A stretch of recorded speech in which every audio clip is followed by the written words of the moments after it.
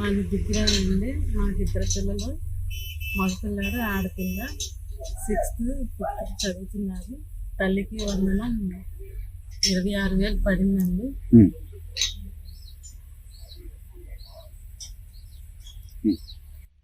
అమ్మ సంతోషంగా ఉందా? అంటే బాబు గారు చెప్పినట్టుగా ఎంతమంది పిల్లలు ఉన్నా కూడా అంతమందికి ఇస్తానని ఆయన అన్నమాట ప్రకారం చెప్పడమ్మా. మీ మనవాళ్ళిద్దరికి తల్లికి వందనం పడింది.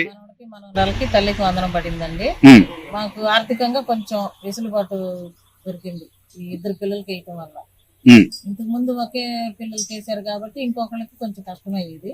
ఇప్పుడు ఇద్దరు పిల్లలకి వేసారు కాబట్టి మాకు హ్యాపీగానే ఉంది. అనుకున్నారమ్మా మీరు? అంటే ఇచ్చిన మాట ప్రకారం ఖచ్చితంగా బాబు గారు మాట ప్రకారం ఇద్దరికి వేస్తారని మేము అనుకోలేదు. కాకపోతే ఇప్పుడు పడినాయి కాబట్టి సంతోషంగా ఉంది. 26,000 పడ్డాయి. చాలా ఎగతాళి చేశారమ్మా. జగన్మోహన్ రెడ్డి గారు కానీ లేకపోతే ఉన్న ప్రతి వైసీపీ నాయకులంతా కూడా మీకు 15,000 మీకు 15,000 చాలా ఎగతాళి చేశారు. దాంతో పోలిస్తే ఆయన అప్పుడు ఇచ్చిన హామీ ఏంటంటే అందరికీ ఇస్తాను పిల్లలకి అని చెప్పి తల్లి ఒక్కళ్ళకే ఇచ్చాడు లాస్ట్ 5 ఏళ్లలో. ఇప్పుడు ఇద్దరికి రావడం సంతోషంగా ఉందంటారా? సంతోషంగా ఉంది ఇద్దరికి రావడం.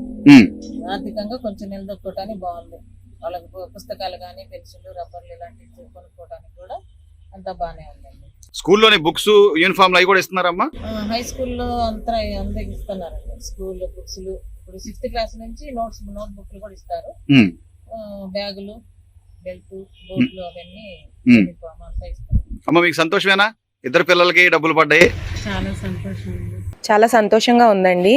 ఇప్పుడున్న పరిస్థితుల్లో ఈ ప్రైవేట్ స్కూల్స్లో ఫీజులు కట్టాలంటే చాలా కష్టంగా ఉంది సార్. ఈ 13,000 మాకు పడింది సార్. మాకు ఒక పాప అండి. ఒక పాపకి 13,000 పడిందండి. ఆ 13,000 పడటం వల్ల మాకు రావడం వల్ల కొంచెం ఈ ఫీజులని పుస్తకాలని కొంచెం బర్డెన్ తగ్గింది సార్. ఈ విధంగా మేము చాలా సంతోషంగా ఉన్నామండి. అలాగే ఈ డబ్బులు మాకు ఇచ్చినందుకు నారా చంద్రబాబు నాయుడు గారికి, లోకేష్ గారికి మేము ధన్యవాదాలు తెలుపుకుంటాం.